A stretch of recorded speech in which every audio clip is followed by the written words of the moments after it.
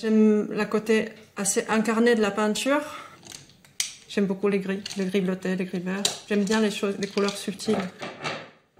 J'ai jamais peint autre chose qu'à l'huile. Je travaille toujours sur du frais. Donc, chaque couleur est une substance avec des propriétés très différentes. Si vous prenez un tube de blanc et un tube de vert de viridian, ils n'ont vraiment pas le même poids. Le blanc, il va peser 4 fois plus. Il ne va pas sécher de la même manière. Il ne va pas glisser de la même manière et il ne va pas plier la lumière de la même manière. Moi, j'utilise beaucoup de noir et de gris, mais je n'ai jamais acheté de noir. En fait, c'est un noir coloré qui est préparé noir, mais qu'une fois qu'on le casse dans des gris, il devient... C'est ça que sa vraie couleur ressorte. Ce qui fait que les couleurs restent toujours très propres, entre guillemets. Mais malgré tout, je mélange tout à partir de couleurs primaires. Je fais qu'un jaune, un rouge, un bleu. Beaucoup de mes images, on a la sensation qu'on a déjà vu ça. Ils n'ont pas une modèle spécifique, mais moi aussi, je sais bien que certaines images vont me rappeler un certain type de cinéma ou un certain type de... et l'intérêt de justement ne pas utiliser une image spécifique pour le faire, c'est quelque part de valider le fait qu'elles existent, qu'elles sont là, qu'elles flottent, qu'elles font partie de nous, en fait.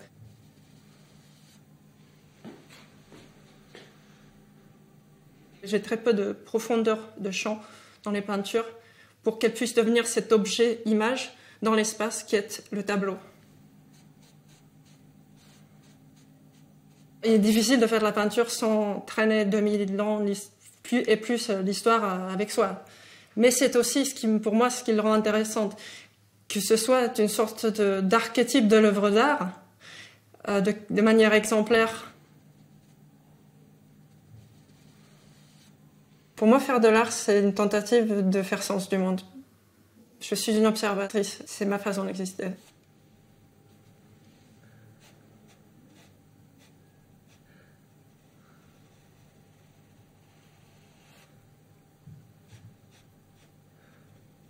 Les gouttes de pluie ou l'herbe d'une pelouse peut devenir un motif, d'une simple répétition d'un geste.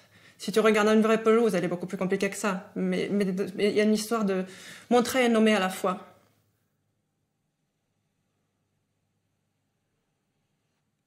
Mes peintures représentent toujours quelque chose du monde visible. Ça me permet d'en déduire des règles. C'est plus intéressant pour moi d'observer, comprendre et déduire.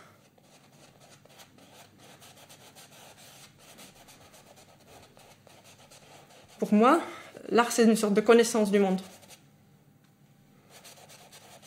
Chaque tableau est un projet spécifique qui commence par un énoncé textuel de quelques mots qui disent « je voudrais peindre telle chose de telle manière ». Tout est décidé d'avance. Je pense que ça leur donne une certaine efficacité aussi. Mon fantasme d'artiste, c'est Hitchcock. C'est un populaire qui est un génie. Il n'a pas besoin d'imposture pour faire un art supérieur.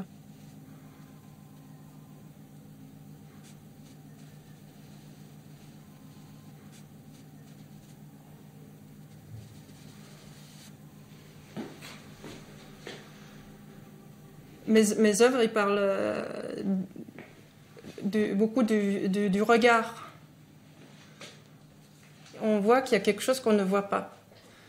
Ce qui aussi renvoie beaucoup, je pense, au cinéma, parce que c'est un hors-champ, en fait. C'est pas toujours à cause du cadrage, il y a aussi des voiles, des objets transposés, etc.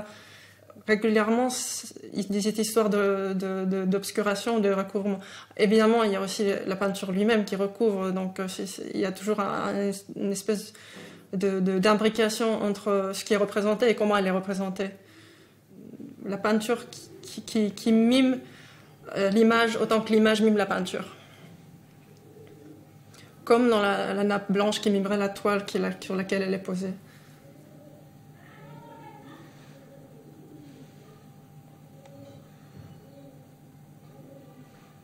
Je pense toujours que mes peintures, elles sont de loin pas faites de manière parfaite, mais elles sont faites avec soin.